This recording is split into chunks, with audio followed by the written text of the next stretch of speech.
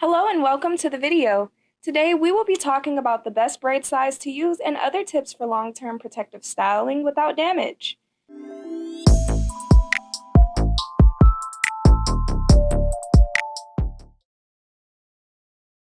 Before we begin, we would like to ask that you give this video a like and a subscribe to the channel for more content.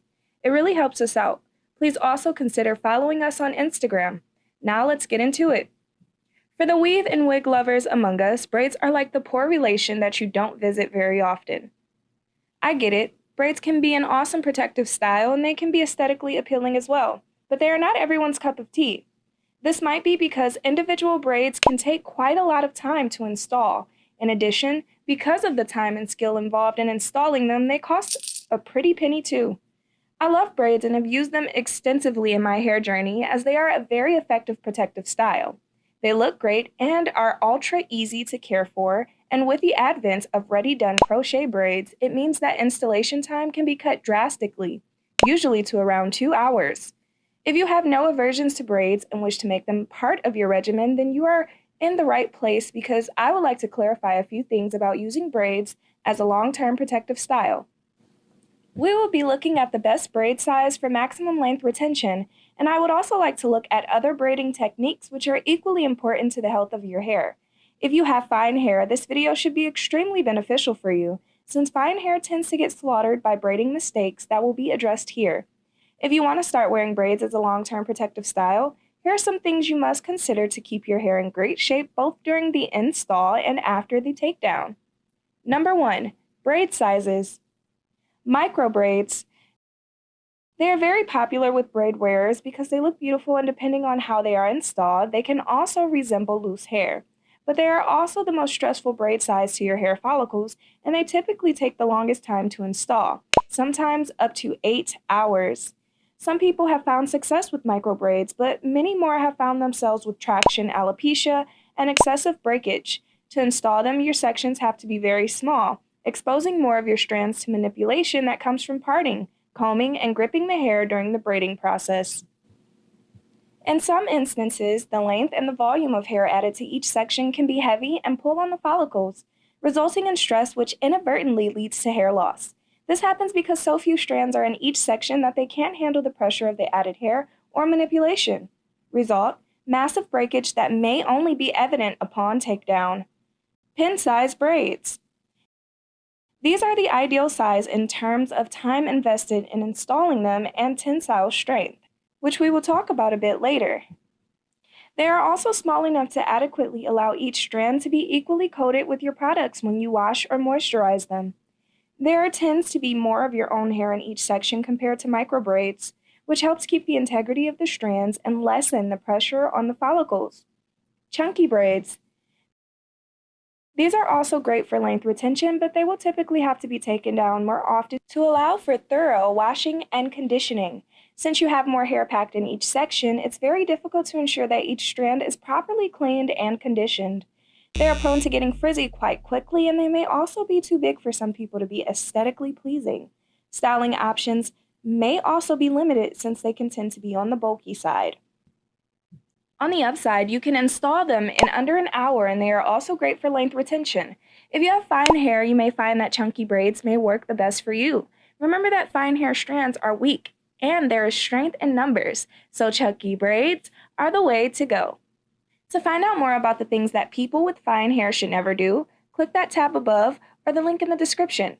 With chunky braids, you just have to watch the weight of the hair extensions being added since gravity pulling on heavy braids is certainly not beneficial.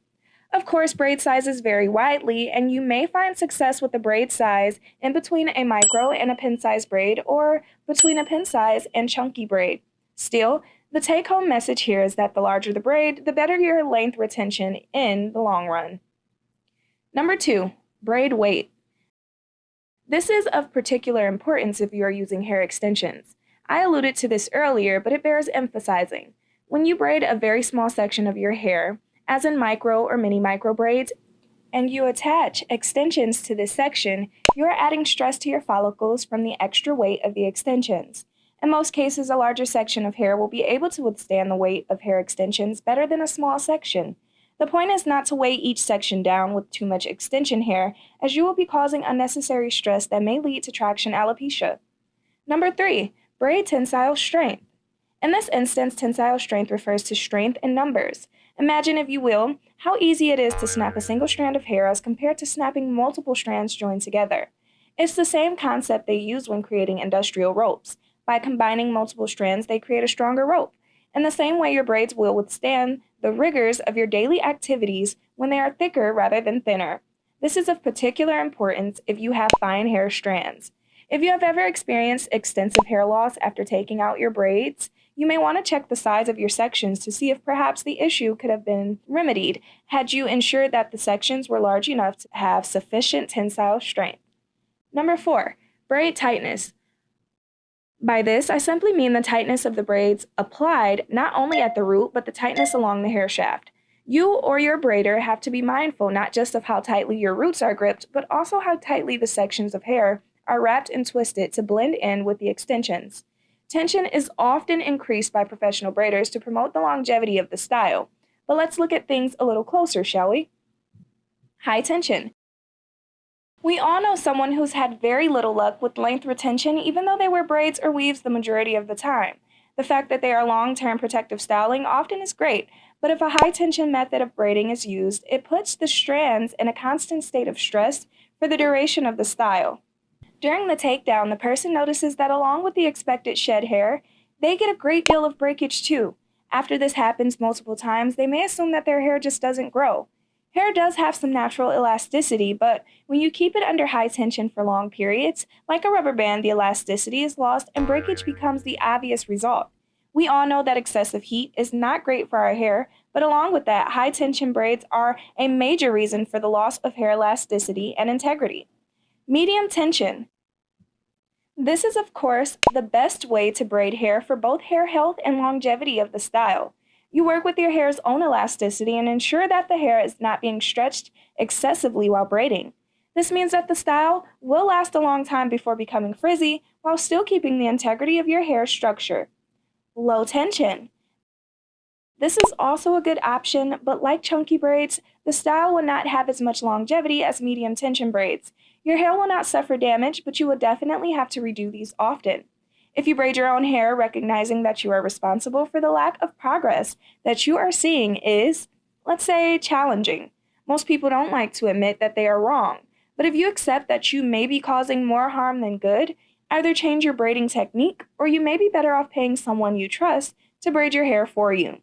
Likewise, if your stylist is making some of these braiding mistakes, either switch stylists to someone who understands the importance of healthy protective styling or learn how to braid your own hair. Final tip. If you're paying attention to braid size, weight, tensile strength, and tightness without properly deep conditioning your hair regularly while braided, you are doing your hair a disservice. Your hair washing regimen must continue throughout the duration of your long-term protective style to maintain proper moisture-protein balance in your strands and see the fruits of your labor at the end.